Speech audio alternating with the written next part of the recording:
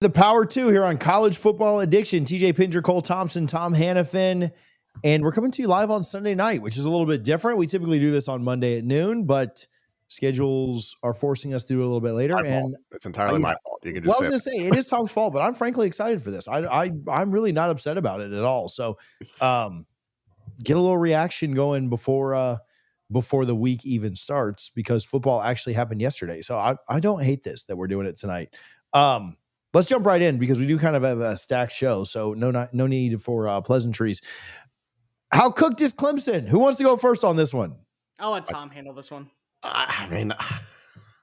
So I've been a big supporter of Syracuse going to get Steve Angeli in the portal and everything. I'm a Syracuse believer, you know. And I know they lost a fair amount of pieces, but I was like, you know what? This didn't feel like a good matchup. You know, I was like, Clemson's going to, get back, right? The Georgia Tech loss was tough. And I was like, okay, they're going to get back and they're going to start looking like Clemson again. And man, it just looks like a team that doesn't care. Just something doesn't click. Yeah. I don't know what it is, if it's literally Dabo from the top down, something like that. Cade Klubnik looks very pedestrian. They just don't seem to have a lot of answers. On defense, especially. That was the thing that was really telling in this game. And like, we've talked so much on this show about Florida, how they have every reason to give up based on what the offense has done, but the defense just doesn't quit. And that's kind of the last literal line of defense for any football team in its totality, is that if the defense just quits, you're absolutely screwed. This defense was the first thing to quit against Syracuse. It was pretty unbelievable to see Dabo, ranting and raving during this week, and then really solemn after the fact. Like, part of me, as a sicko, enjoyed it, because I think there's a lot of likable qualities to Dabo as a human being, but I at least can appreciate that he was so upset after the game, and because he cares, and he does care. I will say this, though, to any Clemson fans that watch this: beware the Bo Pelini effect, okay? We spend so much time on this show and many other shows. I'm a Penn State fan. I've been complaining about James Franklin for a long time, but it's like, man, at least I'm complaining about how he does against the top 10. It's not like, do you guys see Matt Rule's stats against the top 25? It's horrific. Anybody ranked in the AP, he consistently loses to in college football. So all that is to say, be grateful for the success that Dabo has helped create at Clemson, but 6-6 sounds like a high watermark for the Tigers this year. Cole, what do you think? Here's what we're not going to do as a society together. We're not going to come and blame the fact that Dabo didn't go into the transfer portal, and that Dabo didn't go out and add in premier players, and that he hasn't been able to adjust with the times, because that's the low-hanging fruit. And you know what? Potentially, you have a point there. And I'm not going to argue with you and say that Dabo needs to continue to get with the times if he wants to be the long-term coach down in Clemson, South Carolina. But this was an attitude thing, in my opinion. This had nothing to do with not bringing in the right players via the portal. This was not about feeling that you didn't add enough at the offensive line or at the running back position. This had everything to do with how you prepared and how you responded once you were down. It felt like, once again, you were going through the motions. And that's not to say that you don't have two qualified rosters in Georgia Tech and Syracuse. Syracuse plays hard. Syracuse showed you last season they play hard. Georgia Tech is one of the most physically dominating teams in college football because of the way that Brett Key demands excellence at practice. It's an attitude thing that really feels that way. You have more talent in Clemson than you do on either sideline. But when you show up and when you learn from your mental mistakes and you don't put yourself in situations to where constantly you're going backwards, or it looks like you're going through the motions, or that your attitude adjustment just isn't fully there, and that you're not seeing many players actually want to go after a quarterback, or not be willing to go hard to bring the ball carrier down for a loss of 1 and instead of gains 2. That was the issue in the game. Clemson and Syracuse, honestly, were very evenly matched up in a lot of different ways. 29 first downs for Clemson, 24 for Syracuse. Both only had 3 third down conversions. Both very much struggled when it came to, both didn't take a lot of shots when it came to fourth down conversions. One went 1 of 5, one went 2 of 2. Both averaged around 7 yards per completion. Both ran the football about the same, 157 to 140. Both had the same amount of penalties. They lost in 2 areas. Number 1, which shows up on the stat sheet, turnovers, 2 against nothing in favor of Syracuse. And the other one is heart.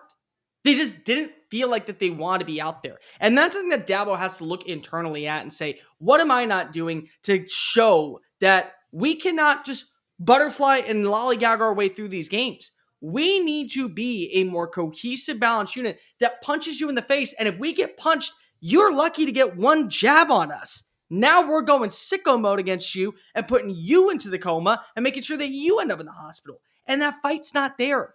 The fight's there in a lot of teams in the ACC. And ultimately, when you don't have a quarterback that feels like the rhythm is trending upward, when you don't have a wide receiver core that is winning its one-on-one battles, the offensive line that feels like it's taking a step back, and the defense that's allowing players to win off the line of scrimmage, the only thing that you have left is fight and heart. And right now, that's not there. What it feels like is that Clemson got told, hey, you got to play a football game on Saturday. You have to go play a football game on Saturday. Not you get to go play a football game in front of your fans in your backyard against a team that has lost games to Georgia. That lost games to Tennessee and also does not have a defense. You get to play that game. No, you have to play that game. That was the attitude, and that's what showed up on Saturday. And if that attitude doesn't change, it's not about putting more resources into the portal. It's not about adding in more players via recruiting, and it's not about bringing in top 10 classes. Those things would help. But if the attitude is still the same attitude underneath Dabo Swinney, change needs to happen. And that's where we are at this point. And Dabo, I hate to break it to you, you are right. Clemson would not be where it is without you. Clemson needs to get back to where it wants to be, with or without you, is the new slogan we got to talk about. Yeah, it mirrors so much, and in different circumstances, different situation, but it reminds me so much of what we saw at the end of the Jimbo Fisher era in Tallahassee, where, Florida State would not have been in 2016, 2017 where they were without Jimbo kind of bringing in the resurgence after the end of the Bowden years. But, man, there was a checkout on that team. And I'll tell you this, they were playing with a backup quarterback. Francois gets hurt in that opener against Bama. They play with a backup quarterback, and they had a lead against Miami and gave up a fourth down, a ranked Miami team in 2017, where if they get that fourth down stop, they kneel the ball twice and the game's over. And so there was at least fight in those Florida State teams. They just weren't very good. Jimbo had let a little bit different from the way they got there, but same kind of mindset from the coach of like, look, I'm not changing the way I do things. I don't need to adjust. I've been successful here. I'm the one that's brought the success. This Clemson team is so much more talented than that Florida State team was in 2017 and toward the end of the Jimbo years. But the brashness, the mood, the mindset of like, no, like you owe me everything, right? Like we're having a bad year, but talking down, like instead of the accountability of the ownership of like, yeah, man, we're screwing up right now and I got to fix it. It mirrors that to me. And it reminds me of that. Yeah, I don't think I think they'll make a bowl. I mean, they still have UNC, who's a much bigger dumpster fire. They still have Boston College. They play Furman. And then they'll sneak up and win. I would think they'll beat SMU or Duke, but they get both those games at home. But then you look at, they've got 3 losses. They play Florida State on the road at Louisville and on the road at South Carolina. I wouldn't pick Clemson in any of those right now. So you're talking best case 6-6. If you slip up anywhere else, you're missing a bowl. And so, and that would be I would say they go 6-6 or 7-5. They have enough talent to beat any one of those 3 teams that we just mentioned. And the way football works, they probably will beat one of those 3 teams that we mentioned. But I wouldn't pick them today. Maybe the most shocking part of all of this to me is, man, Cade just hasn't looked like I thought he would. I had him way higher. I don't know if he's a top 30 quarterback in college football right now, let alone top 5 or 1 where I had him placed. How bad he's been has been. And I know the run game's not there and the offensive lines looked weak and all those things. They'll blame the play calling and there's a lot of issues, right? Just a million problems with him. But, man, Cade's looked pretty bad too. And when your quarterback doesn't have it, your defense can't stop anybody, which we all thought they had a ton of talent. It's hard to do anything with it, with that kind of effort and intensity. It's eerily similar to what Michigan is right now, different pieces, but Michigan, and we'll talk about the game against Nebraska in a little bit, is that Michigan does best when they're playing with a lead. If you have to play catch up, that team is dead in the water. Clemson is eerily similar. In what universe should Cade Klubnik be throwing the ball 61 times? Yeah. Syracuse jumped on him early. Credit to Fran Brown and company. Everybody gets to take a shower after the game now. But like, goodness gracious, this was pathetic. And you still average 6.2 yards per carry. Adam Randall still had a nice game at the end of the day, but like everything was garbage time, trying to catch up, and you're just floundering. And if your defense doesn't do anything, you're handcuffed there. Seriously, hats off to Syracuse, because Steve Angeli goes down. Apparently he's lost for the season. Ricky Collins comes in, doesn't do anything earth-shattering, but just kind of steers the ship. 4.1 yards per carry for Syracuse. Jonte Cook is this reclamation project for the Orange that's like, man, not a lot of people thought he'd ever get it together. So there's a lot of bright spots here for Syracuse, and a team that was very beatable for Clemson. This is a defensive line for Syracuse that got picked over in the transfer portal this past cycle. So I don't know what's going on at Clemson. I'll say this, the SMU game, that's not a slam dunk. I don't even know if the Boston College game is a slam dunk. And the other thing, I've texted you guys about this a little bit in terms of, I don't think Dabo is going to get fired in the middle of the season. I think they're going to have him for many years to come. His buyout is enormous. But there is an element, I think, to today's player that, if your coach gets fired in the middle of the season, you can redshirt, hop in the portal, and be somewhere else pretty darn quick. So how many teams around the country are keeping that in the back of their head? Yeah. I personally think that the bottom line is that you can't teach heart and you can't teach physicality in games like this. And one team showed up and was physical. And another team showed up last week and their home turf at Bobby Dodd Stadium and was physical. And you went through the motions. You're more talented than Syracuse. You're more talented than Georgia Tech. I have no problem saying that. But talent isn't the only thing that wins in college football. We have watched as Appalachian State, as an FCS program, went up to Ann Arbor and took down the number one team in the country. We watched as Appalachian State beat Jimbo Fisher. We have seen in years past FCS programs go against Power 4 programs, not Group of 5 schools, Power 4 teams, and make it a battle. They're better rosters. It's all about the heart and the intensity that you play with and you practice with. And I can tell you this, the way that Syracuse shows up on Saturday is the way they show up on Monday in the film room. It's the way they show up on Tuesday in the practice facility. It's the way that they go about the workouts. It's the way they go about making an impact on the community. And the same thing goes for Brent Key down in Georgia Tech. And it's why those programs are going to have to pay their coaches an illustrious contract extension, because if they're going to be sought after. If you don't have that physical fight, why even bother showing up? Because at least when you show that part, you at least can say, we did everything possible to win this football game. You didn't even try if you were Clemson at half the times. And that's the part that's the more infuriating situation. Fran Brown had some interesting comments last week, not to rehash them, but I'll even own up to this and publicly do it when I privately crapped on him.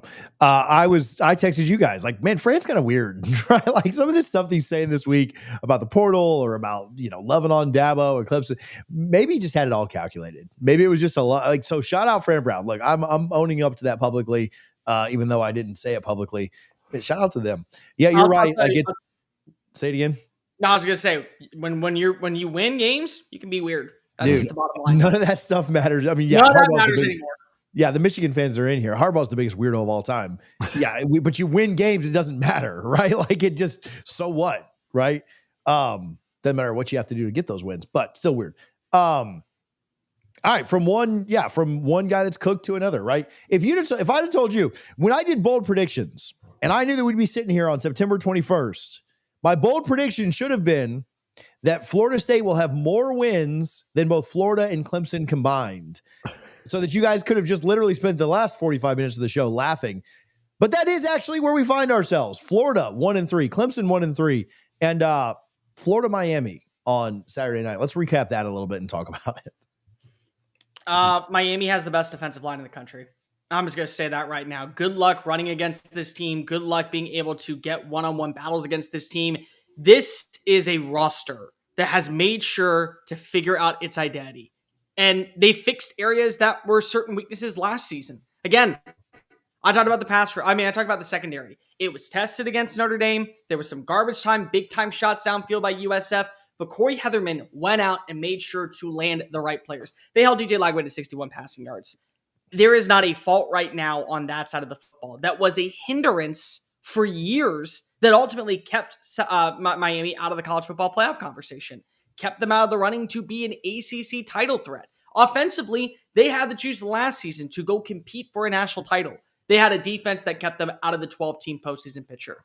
Now this offense had a not so exceptional day, I would say, for the standards of what we have seen, that doesn't mean it's a bad offense. You're going to get these performances from Carson Beck from time to time. He still was able to throw for 160 yards. You turn to your rushing attack. Mark Fletcher, 116 yards on the day. Shamar Brown, 4.4 yards on the day. You were able to make the advantages and have several explosive runs that set you up in position to kind of pull away late. Your offensive identity can be through the air at times. You still have good receivers like Malachi Toney. You're watching as Elijah Lofton stepped on up. Shamar Brown out of the backfield showed what he could do as a third down kind of check down option. So even in games where you didn't have your first punch, which is the offensive identity underneath Shannon Dawson to deliver a performance that will set the tone, somebody else was willing to step on up. And that's what national championship teams are. When you have to turn to the second element. And the second element right now for a team like Miami is getting after the opposing quarterback, making them live in third and long, punting the football or getting a takeaway to give your offense another opportunity to score. And there are going to be some games like this moving forward for Miami, even in ACC play. But the fact is that against a very solid Florida defensive front, Carson Beck had his fair share of struggles. And so what did Corey Heatherman do? He grabbed his defensive players and said, it's your job to make sure they don't move. It's your job to make sure that offense stays static. That offense is immobile to give our team a shot to come back. And lo and behold, they did. And then came the fourth quarter, and off to the races was Miami's offense. They're a top 2 team in the country, and if you're looking at anything else, you got to know what you're talking about. You could argue Ohio State simply because of that win against Texas, but honestly, can you really argue anything against Miami being at worst number 2? Because I think you could say number 1 and nobody would have a second guess.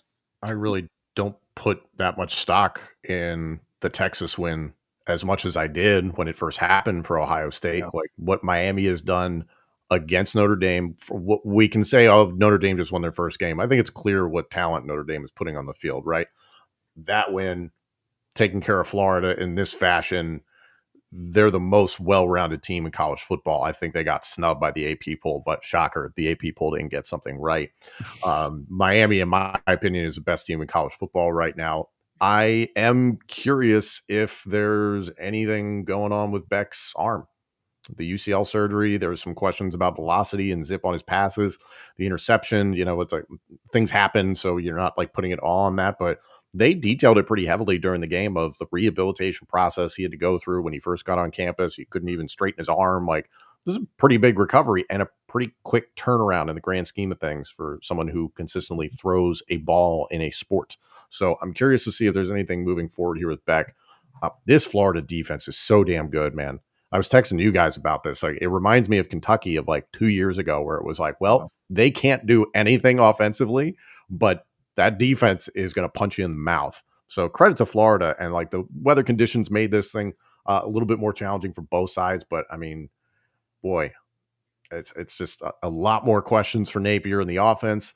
DJ Lagway looks lost, and I saw a lot of different pundits saying he should just redshirt and call it a season. I think that's quitting ultimately at the end of the day, and I don't think that's the right thing for any young person to just give up like that. I think he needs to persevere and get through this, and he'll be better for it. But I also worry about the amount of hits that he's taken. Is he going to see the end of the season? Is he going to get too banged up? And then what situation is Florida in? So this is real ugly for Florida. I'm shocked that as we're live right now, we haven't heard about Billy Napier's firing.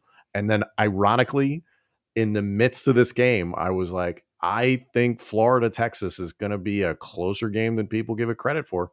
Because you got Arch Manning flexing on Sam Houston's statement. And Florida's putting up maybe the best defense in the country collectively. Well, especially when you think about their mindset, right? Like, how often do we see a defense be really, really good, but then when your offense can't do anything, you eventually just say, like, dude, it's exhausting. Yeah, I'm out, or just get worn down, right? When they're running, what did Miami have? Like 90 plays, like the number of plays that both teams had compared to each other. Yeah, I mean, also you just crack at the end of a game. 76-52. Yeah, like they're just the amount, and then the same thing. I mean, actually, I thought they had more plays against LSU. I could be wrong on that, but yeah, the way that their defense. I mean, credit to them for not giving up. And I'll say this: I think the offense is trying too. It is commendable as much of a train wreck as Florida is. It is commendable that their effort has stayed as high as it is. Now, their offense just isn't very good, right? But I don't think they're like quitting. I just think that Lagway is completely lost right now, and when that's the case, and you're going up against. I mean, Cole talks about how good the defensive line is. Yeah, they're absolutely elite. And Ruben Bain, we'll talk about the Heisman later. Ruben Bain should be in, if the Heisman was this weekend, I mean, he should be in New York, and maybe win the thing. And then they've got Mesidors who, he doesn't get as much love, is just as good. Like they're rated 1 and 2 on pass rushing this year in PFF, which again, how much stock do you put into PFF? I know people have differing opinions, but still pretty freaking good. Yeah, Florida's a dumpster fire. Miami's really good. If Miami can go into Tallahassee in 2 weeks and win that game, that's the most difficult game on their schedule that's left. And I know Mario has had historically terrible Novembers and awful Novembers at Miami. But man, the schedule just isn't built the same. Their first 3 games that they really played, and I'll add South Florida in too, though that wasn't very tough for them. But the Notre Dame, the Florida, and the Florida State game were their entire season, where they could make or break it. And outside of a Mario Cristobal meltdown, they absolutely should be a playoff team, even if they lose on the road at Florida State, which they're going to be a slight favorite, I think, in that game. If they win that one, I don't even know that Mario could get in the way enough, outside of catastrophic injury, stupid stuff like that. They're a playoff team if they win that game. There's just, and even if they were to lose that game in Tallahassee, I still don't think that. I just think they're too good, man. They are, and I think that it will be a fun game. I think there'll be a lot of good atmosphere, and we'll talk about that next week. But man, they are so impressive. And then equally as unimpressive is where Florida is right now, I suppose. There is one way for Miami to ruin it for themselves, and it has nothing actually to do with Miami. Do you know how many games they play in the next 3 weeks? 1, just against us. 1. They've got a bye on both sides. Yeah. They have a bye before the game and a bye after, and then 8 straight. That is malpractice by the ACC scheduling committee. How dare you do that to a team like Miami? Because of the way that this team looks right now, yeah, you wanted to play with a bit of momentum. And certainly if you lose to Florida State, and Florida State looks like this team that has revitalized itself, nobody's going to complain. But still, you have games on the road to close out the year. The Pitt game, I know that it doesn't feel like it should be a big matchup. It's a trap game, to say the least, especially in late November. You got to leave the state of Florida twice in November. Like, those things alone are so frustrating because of the ACC scheduling committee said, we can't let Miami have nice things. We can't let them get away with this entirely. So we at least got to make sure that Mario's proven to get to the playoff. But that's really the only way I could see it get messed up. Can we talk about Billy Napier? Because I think at this point, there is a glaring fact of what's gone wrong out in Gainesville. And I would like to remind you, it's year 4 for Billy. How many coaches do you think were also highlighted in the hiring cycle of 2021 with Billy Napier? Well, I know that 2 that he lost to this year were. Yep. I've seen that. So let's go through it real fast and just talk about how well these programs have adapted going into year 4. Mario Cristobal at Miami has a 10-win team and feels like that this year they're going to the college football playoff.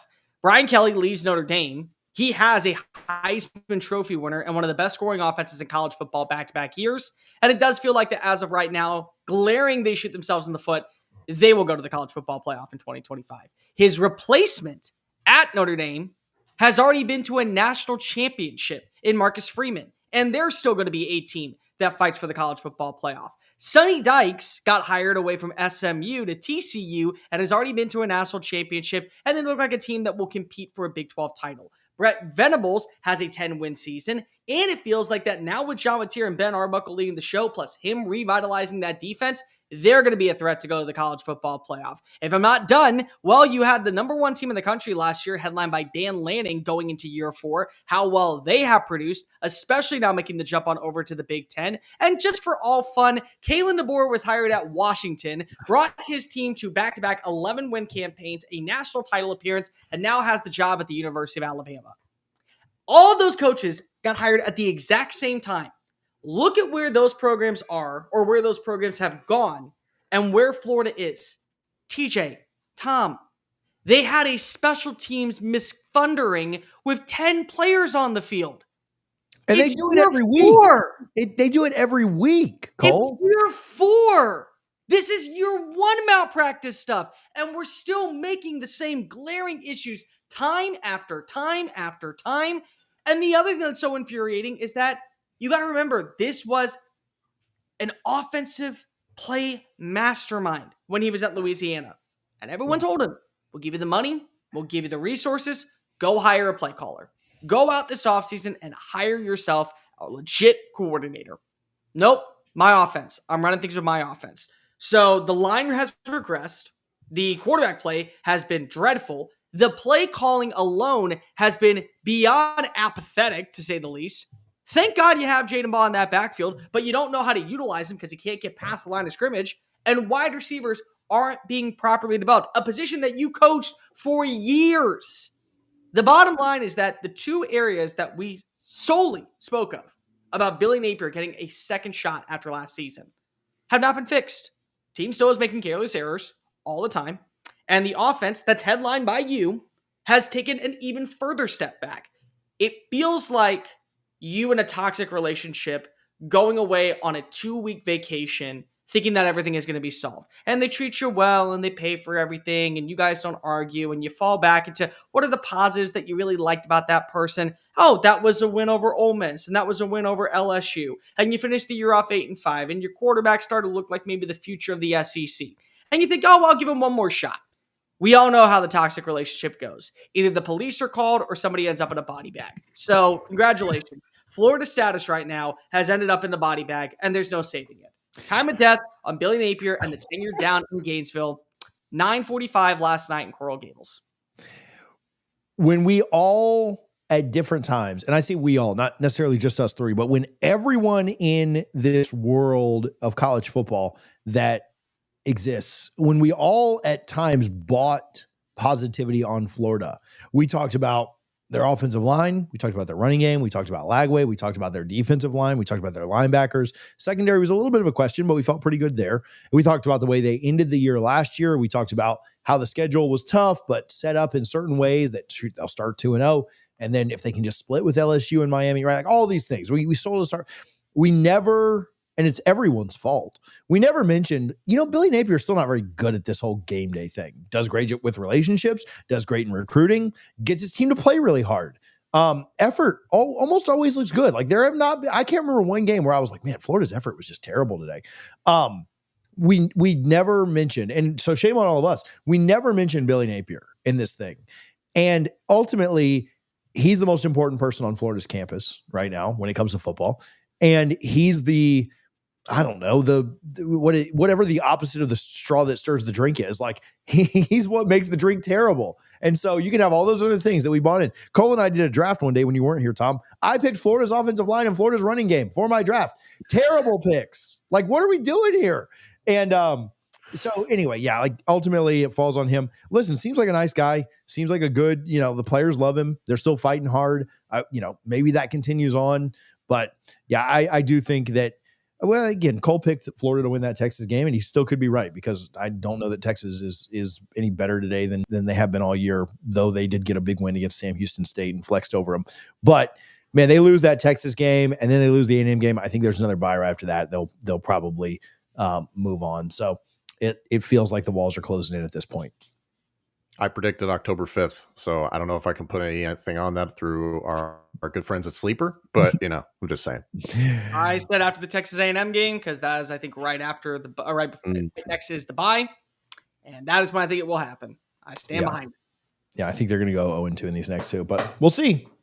Technically, everything's still right out in front of them. Only one SEC loss, so maybe we'll see them in Atlanta. I would not bet on that on the Sleeper app.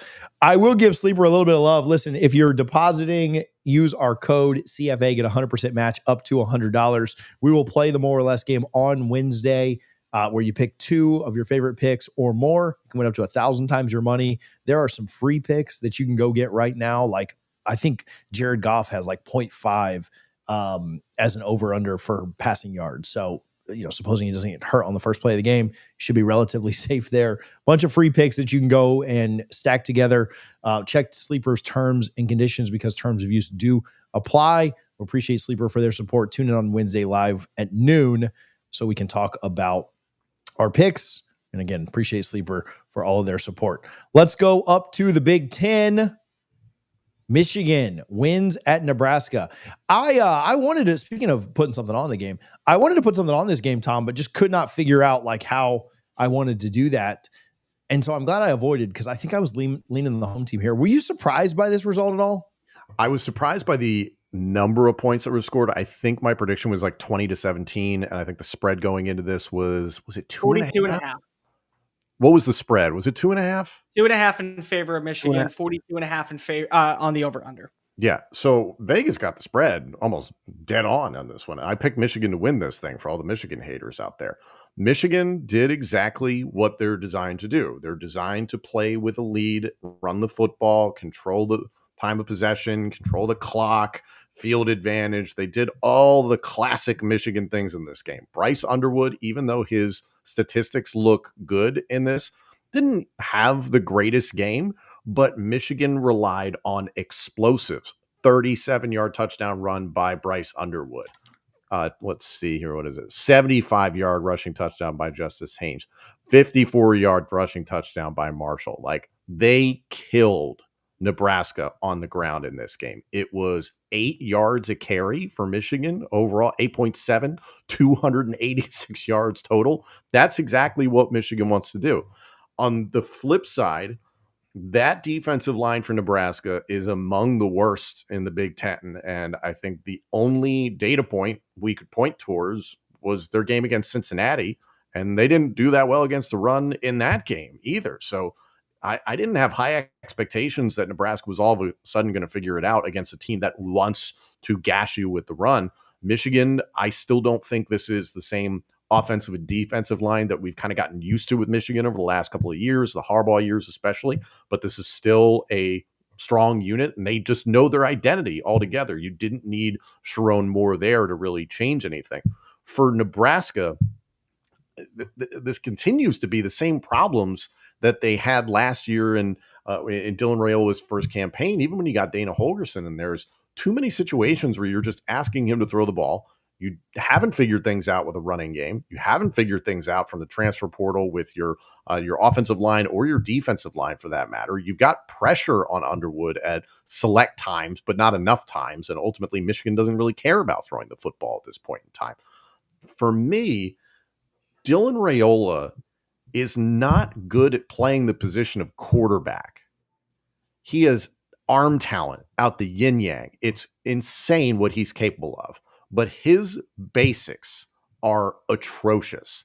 And the fact that he's at Nebraska, a major Big Ten program, and no one's saying, hey, dude, you are not Patrick Mahomes in aesthetic or in play, is unbelievable. Now, I'm sure they're paying him a lot of money, and you kind of have to shut up when you're paying somebody that much money, because what are your alternatives? But honestly, like, this guy sucks at playing the quarterback position. It's unbelievable to watch him throw off platform and thinking like, well, this is what my hero does. I can do all the same things. Imagine the hubris of somebody to step out there and just be like, I'm just going to fling it and just forget about my fundamentals. Tom Brady is somebody who's been outspoken about the quarterback development. Todd McShay was talking about it earlier on this week, is that Patrick Mahomes ruined quarterback play. You have all these guys. John Napier, we'll talk about the Heisman later. Everybody's like, oh, John Napier for the Heisman. His footwork's his mechanics suck, but he makes things happen, and it's fun to watch. Putting all this on Dylan Raiola, who is far from a finished product at quarterback, is not a recipe for success. And I was talking about this earlier, and it was illuminated by the Cover 3 guys who I watch habitually. Matt Rule is 0-22 against AP top 25 teams at the college level. He is 0-18 against top 25 teams since his time ended at Temple. It's unbelievable. And again, within the conference, I'm a Penn State fan. We complain about what James Franklin does against the top 10, the top 5. He sucks against them historically. It's like, wow. Everybody likes Matt Rule as a person. I like Matt Rule as a person. I like what he's able to do as a coach, but like, the production's not there. So I'm not saying you need to just light up this whole thing and turn it into a dumpster fire in Nebraska. It's not, the end of the world, but still, you're not going to compete with Michigan's what, the 5th or 6th best team in the Big Ten. So like, where do you expect to finish this year? What I will fight back a little bit on when it comes to Dylan Raiola is when you're really at sometimes the only factor of your offense because you don't have protection. Yeah, Fair. I mean, that's sometimes going to hinder your development. I mean, bottom line, this game was won in the trenches. Michigan's offensive line was more dominant against Nebraska's defensive line. Michigan's defensive line was more dominant against Nebraska's offensive line. They had 7 sacks on the day. That's something to hold your hat on if you're looking at this from the perspective of Wink Martindale's system. They went after Dylan Raiola. They blitzed him a lot. They won their one-on-one battles, and they didn't even do it with sending like an extra blitzer. They ran a lot of 4-man, and they just got into the backfield and had their way. That's a sign of where, hey, our defensive line is so dang good that we don't need to send that extra dude. We can throw somebody out in coverage. Still, Dylan Raiola had over 300 passing yards. He threw it 41 times, so you kind of hope that he's going to. Here's a couple of things that I would say when it comes to him. Number one, learn the fact that you are a quarterback first, just a quarterback, and you're a pocket passing quarterback. Stop trying to run the football. You're not good at it, and you're only hurting yourself. Stop trying to make plays that you know are taking you backwards when you need to be going forwards. That's one thing that you can work on as yourself. Number two, you got to remember that sometimes making a check down option or throwing the ball away is the right decision. Because I can promise you this, ladies and gentlemen, it's so much easier for your offensive coordinator to hit reset and go 2nd and 10, design a play that at least moves the ball into a positive territory than playing at 2nd and 17. Because if you decide to wait for a wide receiver to get on open and you had a 7-step drawback and then you reversed to the outside and then you pitched it to the left and then you went on over to the sideline and then right before you were going to uncock it, guy comes to hit you from behind and now it's a loss of 7. So start realizing less is more when playing the quarterback position. The other thing that I think that we also have to say to Nebraska fans out there, and this is not to be disrespectful, take away the Hail Mary at the end of the first half. This game was not as close as you want to make it out to be. This game was about 300 yards passing. Deduct what was that completion? 45 yards? Yeah, 50 yards. Yeah. 51 yards? Yeah. 52. So if you take away that, it's about 250. Trenches is going to matter. Yeah, trenches is going to matter. It is. For Michigan, again, I don't like their wide receiver room. I do think that you have something with a couple of players. I think Donovan McCauley, again, having a good day with 39 yards, 3 catches for, what was it? All for 16. Samaj Morgan, I think, had 2 catches for 16 yards apiece, like 23 or 24 yards. Regardless, I like them as complementary pieces. It's time to figure out, can they actually take on over games? And if not, that's totally fine because of you have Justice Haynes. And Haynes, I think at this point has shown you what didn't work down in Tuscaloosa is certainly working in Ann Arbor. And it's going to be the backbone for our team to still be in the conversation of a legit roster that may or may not make a run at the college football playoff. I won't go so far to put them out of the realm of maybe getting to 10-2. I think 9-3 is very possible. I think 8-4 is the floor for this team. And I do think that could be the case at the end of the day. But regardless, if you have explosive plays the way that we saw against Nebraska, against teams, say, like Ohio State, say when you face off against Washington later on in the year, when you go against USC, Maryland for that instance now that looks a little bit better, you probably can have an opportunity to set the tone and be able to win these matchups and win this football game. Plus, you have a defense that's always going to bail you out of trouble. And that's just something that I think is really beneficial. Here's where I will look at it glass half full and be the Mr. Optimist that I try to be every single time and give grace to every program on the show, which I need to be better at. The schedule for Nebraska is still very relaxed. It is. Look at their next 5 games. Michigan State, Maryland, Minnesota, Northwestern, USC, and if you want to make it to 6, UCLA. They could go 5-1 during that stretch. They very well could go 6-0 during that stretch if we see any regression from the defense of USC. And so, the good news is that you know that this is the upper echelon of the tier 3 rosters in the Big Ten right now. You know that this is a team that can hold its own against the heavyweights. You can't beat the heavyweights, but you can hold your own against them. It's year 3, though, of Matt Rule. And when you were hired, we talked about the rule effect. And the rule effect is in year 3, you're competing for a college football playoff bid. You're competing for a conference title. You've entered that upper echelon. The upper echelon is not, oh, we're the favorites of tier 3. No. The upper echelon is we're in tier 2 and we're going to stay here for the long haul. And it just feels like yesterday was the ultimate sign of, hey, just because it worked in the American and it worked in the Big 12 does not mean it's going to work in the Big 10. Matt Rule, an 8-4 season, maybe on the horizon. It's a good starting point, but it's not going to end with the way that many fans envisioned when you were hired back in 2022. Let's go on over to the SEC and talk about Oklahoma beating Auburn in a game that, let's be honest, I thought was closer, that I thought ended up closer than I expected. I thought Oklahoma would kind of have their way a little bit more here. Man, I know people are upset about the officiating in this one, and I understand it. We didn't talk about that in the Miami game either. I thought they blew that one play dead that Miami would have gone up 20-0 in. But on to the SEC. Oklahoma outlasts Auburn. Cole, I don't know if you want to talk about officiating or not, but you can talk about anything you want to. You're the SEC guy, so this is your floor. I'll bring up officiating later. Oklahoma's defense set a record on Saturday. I think that needs to be very prevalent. They had 10 sacks. And honestly, you can include 11 because of R. Mason Thomas gets that safety in the end zone, which is a safety, not a sack, but still 10 sacks on the day. That's a school record for a defense that's being called by the head coach that bet on himself. If he knew that this was going to be a long season and his final hoorah going to go down swinging in his advantages, and it worked. The crazy part of it all, they were winning so many one-on-one battles without their best pass rusher because R. Mason Thomas was suspended for the first half with the targeting call last week against Temple. So even without their best pass rusher, they were getting into Jackson Arnold's face. Now, credit the offensive line for as bad as it looked for Auburn. You have to remember that there are certain design runs that just work in favor of Arnold to utilize his legs and get in the open field. So on several plays that were credited as sacks, it was an already run, but because if he didn't get back to the line of scrimmage, they called it a sack. The thing that was so important about this was the atmosphere of the game. And this is why when they call it the Palace on the Prairie, there's a reason for it. It is a magnitude and a spectacle to where if you embrace what is the culture of Oklahoma football and the pageantry of what is Oklahoma football, you alter the atmosphere. How many false starts and blatant penalties were called against the offensive line because of jumps, because of the way the crowd was setting the tone to where nobody could hear the snap count and people were just moving?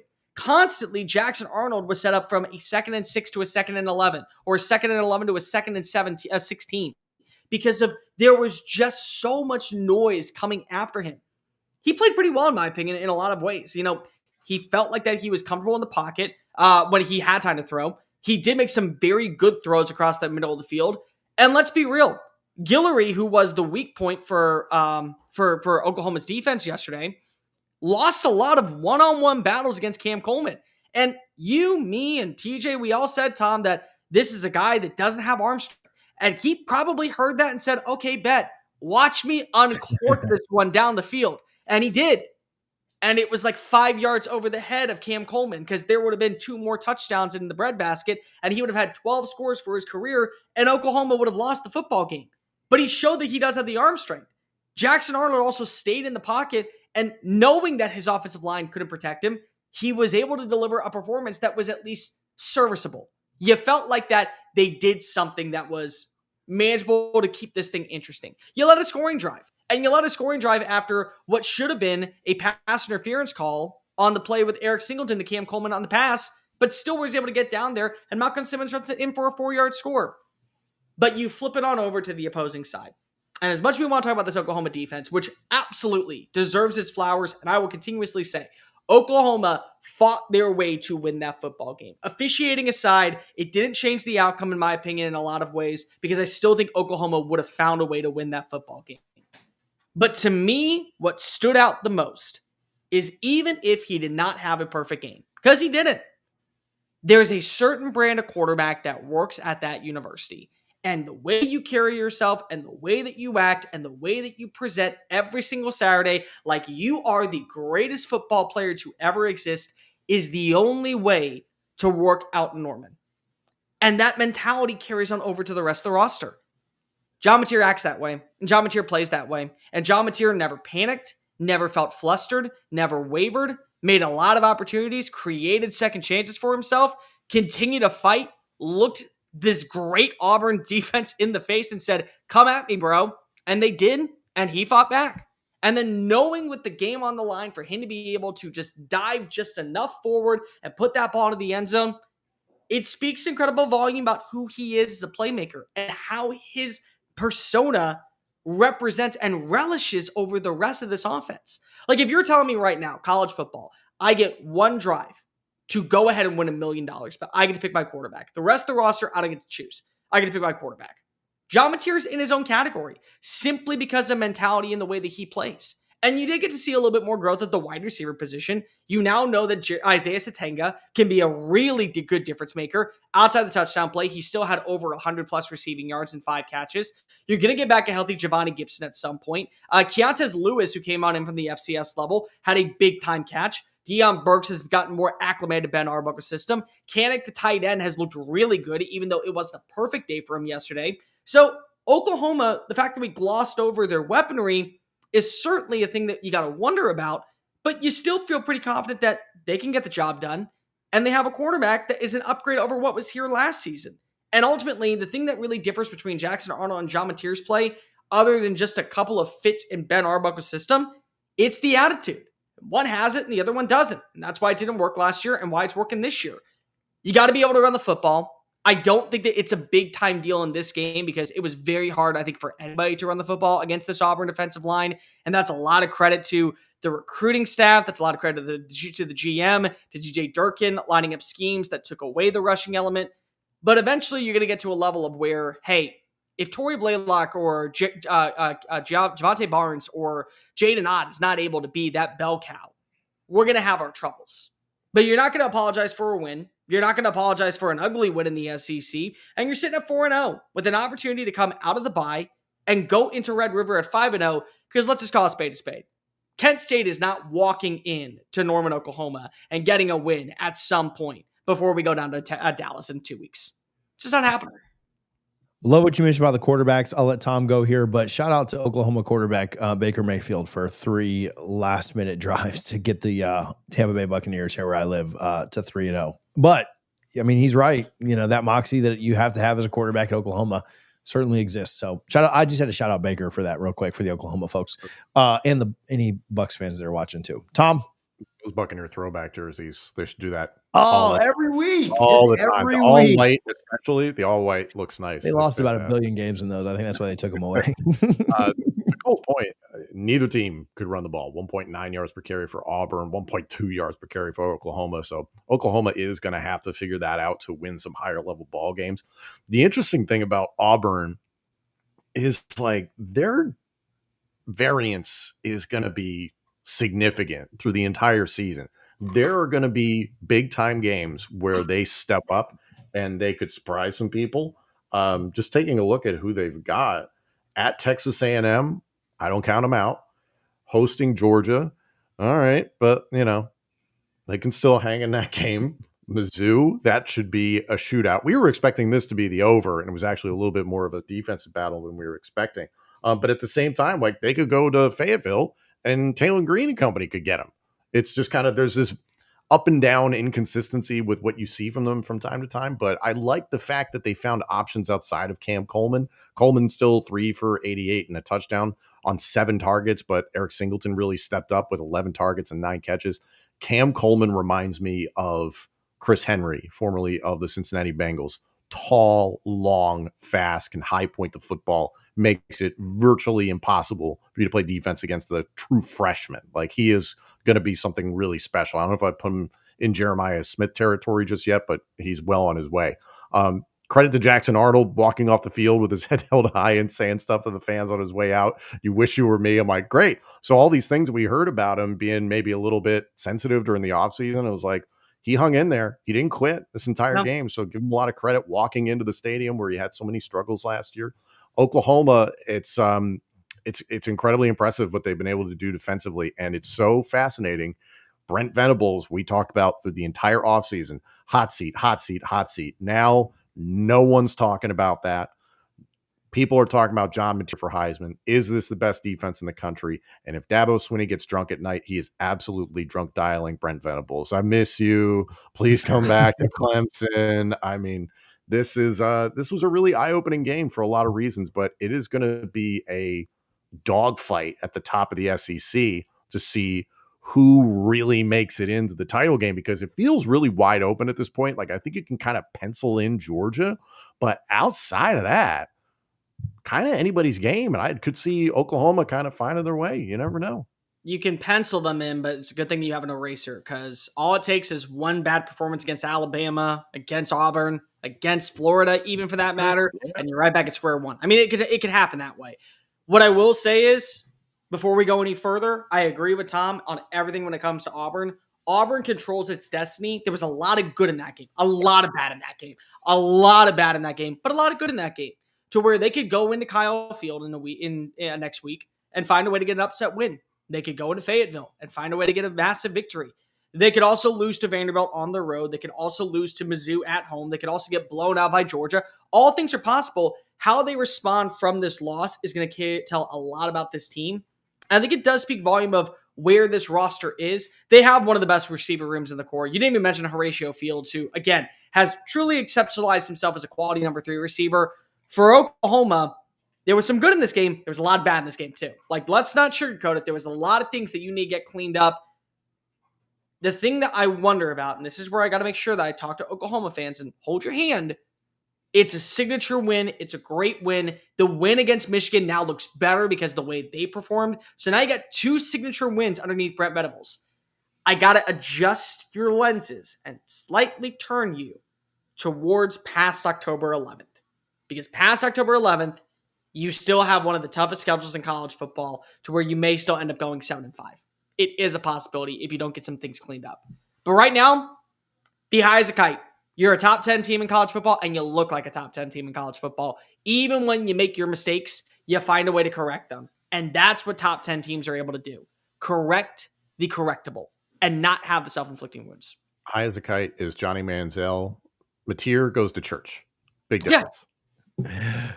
Let's stay in the SEC. Missouri and South Carolina. Cole, Lenore Sellers did play in this game. It was closer than maybe we expected until late, but Missouri finds a way to get the win at home. We're already kind of up against the clock, so maybe quick thoughts on this one, and we'll move on. Without going into too much detail, there's a lot of good that I think you can take away from South Carolina in terms of Lenore Sellers. You have a shot in every single game, over 300 passing yards. Your wide receivers were finally able to start breaking on open. Van Jacobs had a decent day. Brian Rowe found his way into the end zone. Nick Harbor looked like he was efficient enough.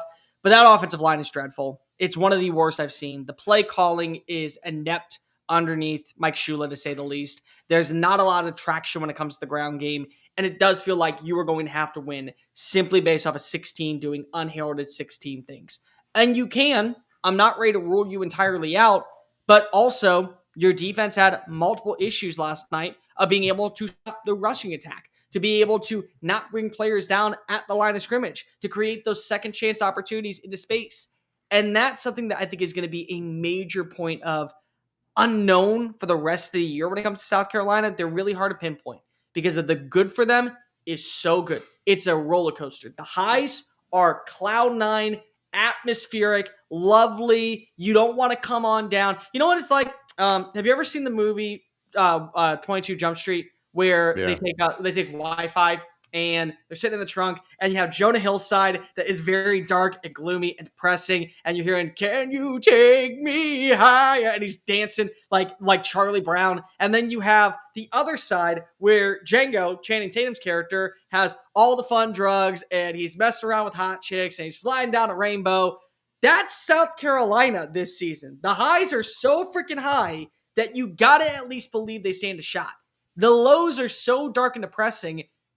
2-10 is probably not going to happen, but if there's no fight with the team, who's to say that it can't? I think at least 4-8 could happen. I think 5-7 absolutely could happen. I think right now you're looking at a 7-5 season and certainly regression, but that's South Carolina.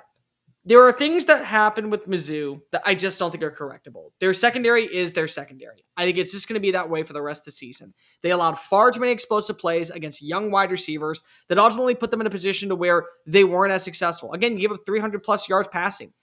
Sellers averaged 10.8 yards a throw. He was also they also lost the turnover battle. And they did a good job of putting themselves in a position where they could strike back, but it wasn't anything that we could say, right now is that impressive. To me, the selling point is if you don't have Bo Prabula looking like elite Bo Prabula as he did against Kansas and as he did against Louisiana, you have the best running back in college football. Turn to him and let him go boots and boogie. Just do that. I think at this point, we can argue that certainly Jeremiah Love and Nick Singleton deserve their praise for what they have done. But if you're looking at what is going on right now, nobody is better than Ahmad Hardy. Ahmad Hardy is the first running back since 1967 to rush for 100 yards in his first 4 games at Mizzou since that time. 6.3 yards a play. This season, he's averaging almost 7 yards a play. He has 600 rushing yards through 4 games. The next closest running back in the SEC isn't even pushing 400. He's that much further ahead. He creates opportunities past the line of scrimmage. He's physical with the contact. He bounces off of players and gets into the open field and doesn't stop churning his feet. The touchdown inside of the red zone only happened not because of the offensive line that was missing Caden Green last night, but because if you had a running back that refused to quit running. And then you throw in Jamal Roberts as a good secondary element as well. That's another thing that you have to say to yourself is a blessing in disguise. You got to feel exceptional about where this team is when it comes to those things. Because when you have that, you stand a shot. You absolutely have your opportunity to continuously put yourself in a position where you could walk away with the win every single week. Their schedule is manageable, and I think that Mizzou plays with an intensity that is very hard to ignore. I think 10-2 is possible out in Como this year. And 10-2 gets you to the college football playoff. Sometimes you benefit from an easy schedule or a relaxed schedule. They're going to be 5-0 when they face off against Alabama. And then after that game, they get to go play on the road. They will have 6 games to gel as one roster. They already feel like a complete cohesive roster to begin with. South Carolina had no shot in this game without Lenora Sellers. And then I think it's a very plausible question to ask, should Lenora Sellers have played in this game from a health standpoint? Because he just didn't look like himself. Now, when you're running for your life, it's pretty hard to look like yourself, but he didn't seem like Lenora Sellers. And granted, we really don't know what Lenora Sellers 2025 was supposed to be. What he looked like against Virginia Tech left a lot of people wanting. I'll say this about Mizzou. I mean, if you've got Prabula, Hardy, and Johnson as your 2025 answer to Daniel, Temple, and Macklin, it's kind of Budweiser versus Bud Light. I'm not going to compare them, apples to apples, but still, it's an exciting team. But Cole hit it right on the head. I do not love the rest of Mizzou's schedule in that I think you kind of saw, you didn't kind of see it. You did see Bo Prabula play the best competition he's faced thus far. Still give a lot of credit to what South Carolina can put on the field from a defensive standpoint. I think thus far, Mizzou and Prabula have faced some weaker teams. He's been able to stat pad. Nobody's a bigger fan of Bo Prabula than I am, but still, he looked like he came back down to earth, and he's going to have to learn some things. But the rest of their schedule, there's pretty much 3 left that you're looking at of like, oh, they should win these. And that's Arkansas, Mississippi State, and of course UMass. But outside of that, you get to go to Vanderbilt, host Alabama, at Auburn, which I just discussed. Like, I could see Auburn, that could be a shootout. You never know. Hosting Texas A&M, I don't wish that on too many people. And then going to the aforementioned Oklahoma Sooners. So best of luck to Mizzou the rest of the way. I'm curious to see how they do. Some quick hits because we're over time right now, but we'll go through 3 things real quick and then get out of here. Indiana was the most impressive team of the weekend, in my opinion. Miami was up there too, I'm sure, but Indiana thumps Illinois. Tom? Illinois did lose 5 defensive backs in the course of this game, and Fernando Mendoza and company killed this secondary for most of the game, but still it was both through the pass and on the ground for Indiana. It looks like the same Indiana team as last year, if not better. And I talked about it recently. I think they've upgraded a quarterback. I think Mendoza has more physical gifts than Rourke, and he has time to develop multiple years with Kurt Signetti. So that should worry some people. That defensive line for Indiana is very, very good. That Illinois offensive line is not that good. So I don't only feel that bad for the Big Noon Kickoff guys because they ruined things for Penn State fans for a long time, but they get USC Illinois this coming weekend as opposed to Penn State versus Oregon. You kind of deserve that. But Illinois, we were all talking about, this could be the 4th best team in the Big Ten. I'm like, oof, Now it's going to be Indiana and Michigan USC kind of duking it out for that spot. And I wouldn't be shocked if Indiana's back in the playoff.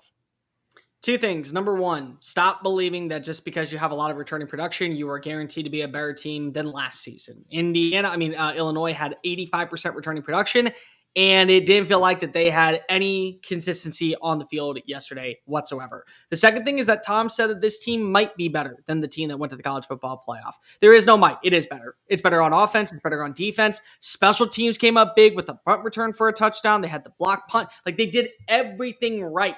And you have, in my opinion, as Tom already mentioned, a better quarterback in Fernando Mendoza. He plays the game efficient. He reads the field. He surveys his surroundings, and he doesn't make mistakes. One thing that has been so critical to the success of Indiana this year against whoever is the competition, 14 touchdown passes by Fernando Mendoza, 0 turnovers. He's an efficient playmaker that does not put the ball in harm's way. Indiana has a very good shot to constantly prove they are not to be messed with. Games against Oregon, Maryland is going to be a little bit more challenged. It's on the road, Penn State. You win those 3 games, you win 2 of those 3 games, you're guaranteed in the college football playoff. You lose 2 of those games, but keep the third one close, you still have a shot to go to the college football playoff.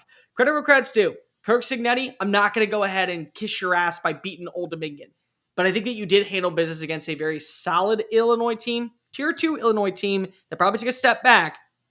You never stopped, and you didn't take your foot off the gas. And that's the way that you're going to have to play when you have advantages against teams like Oregon, against teams like Maryland, against teams like UCLA, even Iowa next week. And if you do that, you're probably going to be 10-2 and a better team in the college football playoff hunt. There are not many teams that can go into Utah and do what Texas Tech did yesterday. Cole, keep this one, and then we'll go around the horn on it real quick. But Texas Tech absolutely embarrasses Utah on their home field. Can we give a lot of credit to the fact that they were playing kind of on the fly? I mean, you turn to your backup in Will Hammond, who some people down in Lubbock said was a better quarterback than Baron Morton, and he doesn't miss a beat. He leads 3 scoring drives. This was a defensive bout for most of the game. For him to come on in, 169 yards, 2 touchdowns, a passer rating of over 192, 13-16, a lot more consistent in the passing attack, and then the way the defense was able to make this Utah offense unsustainable. That is ultimately where you have got to take a blessing in disguise and say, what Joey McGuire did going out and spending money in the transfer portal with Cody Hammond's money, good on you. Cody Campbell's money, good on you. Right now, it's very hard to argue that Texas Tech is not the favorite to win the Big 12. And you know what? Well, they should be with the performance that we saw. They have 2 quarterbacks that you can trust. And ultimately, I think the backup is better than the starter. The backup might be better than the starter because he is mobile. And that is the most proven thing at the college football level, is that if you have a dual threat quarterback who will be safe and smart with the football, very difficult to stop. And at the same time, not your grandfather's Texas Tech. They ran the ball well in this game, 4.7 yards per carry. Hats off to Dickey and Williams, 173 yards rushing in the game. And then for Utah, they played it tough for the bulk of the game. As you mentioned, this still looked like Utah football. Devin Dampier shouldn't be throwing 38 times per game. Credit to Texas Tech's defense, which I don't think we've said those 3 words all right in a row in a positive fashion in decades, but credit to them. They made Utah play a version of their offense they did not want to play. So that was a very nice job there by the Red Raiders, and I think they have a very, very strong chance to win the Big 12 and be in the playoff. All right, last one for the day. I'll toss this up to whoever wants it. Let's talk about the Heisman. Cole, you go first, because we kind of got started on social media about this. Here is the bottom line. You look at the Heisman odds this morning, 11 quarterbacks and 1 wide receiver are in your top 12. And that is totally fine if you are okay with admitting it's a quarterback award. And it's only going to be a quarterback award unless somebody else out there shows you why they deserve to have it, like Travis Hunter last year or even Ashton Genty. But at this point, the fact that I'm having to go into the woodwork and talk about Chris Brazell at Tennessee, averaging 19.2 yards a play, averaging 27 yards a week ago against Georgia and that secondary, and he's not even in the top 15, atrocious. The fact that we have a running back in Ahmad Hardy, who currently is averaging 7 yards a play, second in college football in rushing touchdowns, leads college football among powerful opponents in rushing yards, not in the top 15, atrocious. The fact that Ruben Bain has been unstoppable on the defensive line, atrocious. If you want to say it's a quarterback-driven award, that's totally understandable. But then let it be known Because if at this point, right now, if I was a Heisman voter, I would probably give it to a quarterback. But I would tell you this, there'd only be one quarterback currently headed to the Big Apple. And it's not John Napier, and it's not Lenore Sellers, and it's not it's not Arch Manning. It's my opinion, Fernando Mendoza. If you want to maybe throw in a Dante Moore, so be it. But I'd have Caleb Downs, I'd have Ahmad Hardy, and honestly, I'd include Eric McAllister for TCU after the performance that he had yesterday. Very hard to argue that this is an award that does belong to the best player in college football, not the best quarterback. And it's a travesty that, once again, betting odds refuse to give credit where credit's due to these players. I still haven't gotten over 2021 and Will Anderson not getting invited to New York when he was the best player on his team and the quarterback on his team won the Heisman Trophy. That was one of the most one of the more controversial Heisman votes of my lifetime, and also seeing Aiden Hutchinson get invited to New York when he didn't deserve to be there over Will Anderson. I thought that was hilarious, but this comes down to a popularity contest and the media being like, well, there's one Alabama guy going. There shouldn't be two Alabama guys. We should show some love to the Big Ten. We have an SEC guy and a Big Ten guy. Yeah, let's throw Aiden Hutchinson in there. He's the face of that team, I guess. Sure. This is a popularity contest. It's often won by quarterbacks, running backs, and wide receivers. And if there's enough evidence to support your vote, they'll do it. Remember the year Devontae Smith won the Heisman Trophy, and all of us were kind of like, I guess, like, he had amazing numbers, but was he the best player in college football? It was kind of a year where everybody was just kind of like, so here we go. We've done a lot of for many years with this vote. Are we going to actually give it to the best player? Probably not. It'll continue to be a television show. At the end of the day, I learned this in WWE many years ago. The Hall of Fame is not real. It's a TV show that we want people to tune into. So we want you to watch the Heisman. We want you to talk about the Heisman, hashtags, all the stuff that goes into it, right? It's more attractive to see if John Napier, Jeremiah Love from Notre Dame, somebody I've talked about, he has numbers that are good enough, and he plays for one of the biggest brands. Gosh, that's a feel-good story. Unfortunately, that's what the Heisman is now. So I do think Ruben Bain at this point is the most dominant player in college football. The challenge with the Heisman is always, well, do you have the stats to back it up? And it's just, my eyes can tell you exactly what is happening. I'm excited for, both Tommy and Carson have top 10 odds right now. I'm excited for whoever wins that game in 2 weeks will vault up into right. Carson will go to 1 if Miami right. wins, and Tommy will vault into the top 5 if Florida State wins. There's no doubt. I don't think he'll vault all the way to 1 unless he just goes for like 300, something stupid. But whoever wins that game, it doesn't really matter how they play. Whoever wins that game, which I understand moments matter, whoever wins that game gets vaulted way up. And so again, we'll see what happens through the rest of the year. But yeah, the trophy is stupid now. So it's a shame. Shame. TJ Pittinger, Cole Thompson, Tom Hannifan will be back live on Wednesday at noon. If you enjoyed this at all, whether you watch on X or YouTube, make sure you hit the subscribe button over on YouTube. Appreciate those that jump in the comments. We can see them over on YouTube. So if you watched it all on X, make sure you go over to the YouTube. It's the College Football Addiction channel. It's the Power 2 live on Wednesday at noon. We'll see you then. Thanks, boys, for hanging out.